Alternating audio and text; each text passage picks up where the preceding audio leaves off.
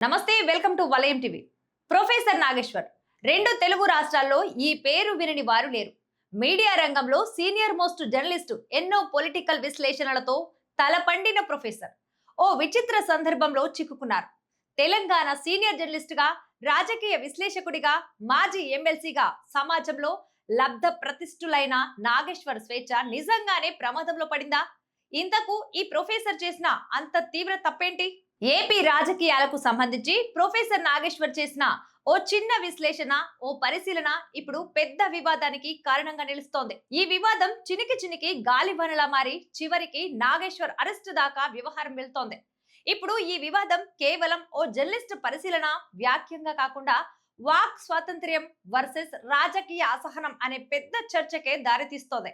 AP deputy CM Pawan Kalyan గురించి నాగేశ్వర్ చేసిన వ్యాఖ్యలపై జనసేన వర్గాలు తీవ్ర అభ్యంతరం వ్యక్తం చేయటం, కేసులు నమోదు కావటం చకచకా జరిగిపోయాయి. ఈ తీవ్ర పరిణామాల నేపథ్యంలో ప్రొఫెసర్ నాగేశ్వర్ బేషరతుగా తమ వ్యాఖ్యలు ఉపసంహరించుకున్నారు. అయితే ఇప్పటికే ఈ వివాదం రాజకీయ మీడియా వర్గాల్లో పెద్ద చర్చగా మారిపోయింది. ప్రొఫెసర్ నాగేశ్వర్ చేసిన వ్యాఖ్యలు రాజకీయంగా నిజంగా కొన్ని వర్గాలకు నచ్చకపోయి ఉండవచ్చు. అందరికీ అన్ని నచ్చాలని రూల్ లేదు. నాగేశ్వర్ విశ్లేషణలు అంటే చెవి కోసుకునే అభిమానులు ఉన్నట్లే వారి విశ్లేషణ శైలిపై అభ్యంతరం ఉన్నవారు ఉంటారు. ఏ స్వేచ్ఛ సమాజంలో అయినా ఇలాగే ఉంటుంది, ఉండాలి కూడా. అయితే అసలు నోరు తెరవడమే నేరం అనే దుస్థితి తలెత్తడం ఏంటని కొందరు విమర్శిస్తున్నారు. నేతల్ని నిరంతరం ప్రశంసలతో ముంచెత్తాల్సిందే తప్ప వారి వ్యవహార శైలిని ఎవరు విమర్శించరాదన్న ధోరణి ప్రబలితే అది సమాజానికే ఇబ్బందికరమని కొందరంటున్నారు. ప్రొఫెసర్ నాగేశ్వర్ ఓ సందర్భంలో డిప్యూటీ సీఎం పవన్ కళ్యాణ్ గురించి చేసిన వ్యాఖ్యలు అభ్యంతరకరం అయినా దాన్ని ప్రజాస్వామ్య పద్ధతిలో వ్యక్తం చేసే హక్కు, అవకాశము ఎవరికైనా ఉంటుంది. కానీ దాన్ని పూర్తి వ్యక్తిగతంగా తీసుకొని పేటీఎం అనలిస్ట్ గా ముద్ర వేయాలనుకోవటం నిజంగా బాధకరం. ఈ విషయంగా నాగేశ్వర్ బాహాటంగానే స్పందించారు. తనకు అన్ని పార్టీలతో పరిచయాలున్నాయని, ఎవరితో పేటీఎంగా వ్యవహరించానో చెప్పాలని సవాల్ విసిరారు. అంతగా అరెస్టు చేయాలనుకుంటే తాను సిద్ధమని కూడా అన్నారు. అయితే ఇంతదాకా రాకుండా ఉండాల్సిందని పలువురు అంటున్నారు.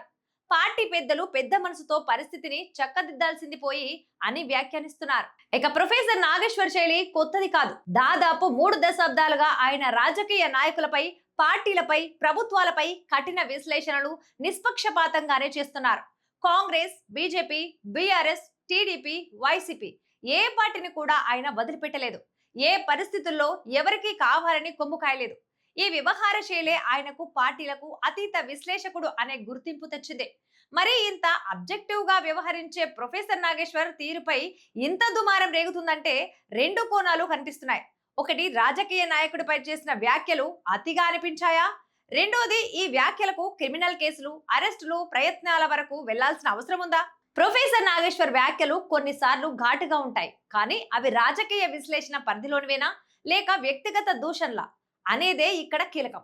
సందర్భాన్ని నిశితంగా పరిశీలిస్తే ఇది నేరపూరిత కుట్ర లేదా ద్వేష ప్రచారంగా కన్నా పొలిటికల్ కామెంటరీ దగ్గరగా కనిపిస్తోంది. ఇవన్నీ ఒక ఎత్తు అయితే అసలు నాగేశ్వర్ ఇప్పటికే తమ వ్యాఖ్యలు ఉపసంహరించుకున్నారు. జనసేన కూడా వివాదం ముగిసిందని ప్రకటించింది.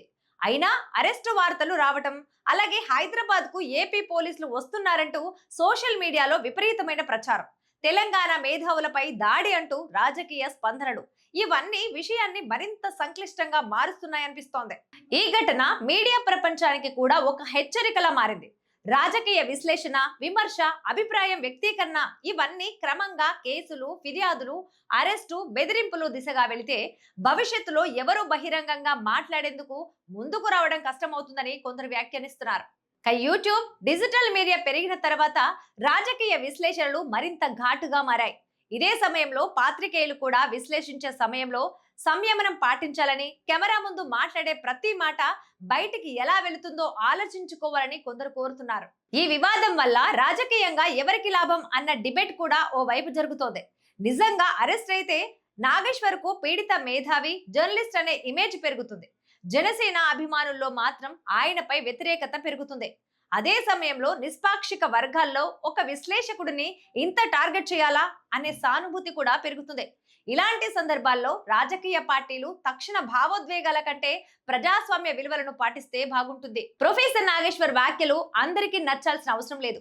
వాటిని తీవ్రంగా ఖండించవచ్చు, రాజకీయంగా ఎదురుదాడి చేయవచ్చు. కానీ ఒక రాజకీయ విశ్లేషకుడిపై కేసులు, అరెస్టు, చర్చలు రావటం మాత్రము ప్రజాస్వామ్య వాతావరణానికి మంచిది కాదు. ప్రజాస్వామ్యంలో నాయకుల కంటే పెద్దది విమర్శ హక్కు. ఆ హక్కు బలహీనపడితే రేపు మాట్లాడే వాళ్ళు తగ్గిపోతారు.